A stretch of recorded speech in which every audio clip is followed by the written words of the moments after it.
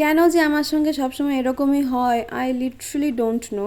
তো hey everyone, আমি Sangeeta and welcome to my channel. তো আমি ভাবছিলাম যে অনেক দিন তো তেমন ভিডিও কন্টিনিউ করতে পারছি না, বিভিন্ন রকম প্রতিকূলতা, আমার পরীক্ষা, শরীর খারাপ, কত রকম সমস্যার মধ্যে যাচ্ছিলাম।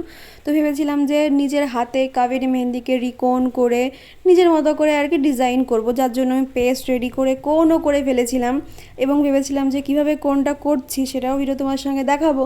যার জন্য আমি কাবেরি মেহেন্দির সঙ্গে চিনি মিশিয়ে সুন্দর করে আর কি পেস্টটাকে রেডি করে রেখেছিলাম।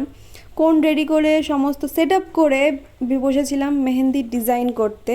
ঠিক দেখতেই পাচ্ছ যে সুন্দর সেট আপ করে বসেছিলাম আর এটুকু করেছিলাম, তারপরে ঘটে গেল দুর্ঘটনা।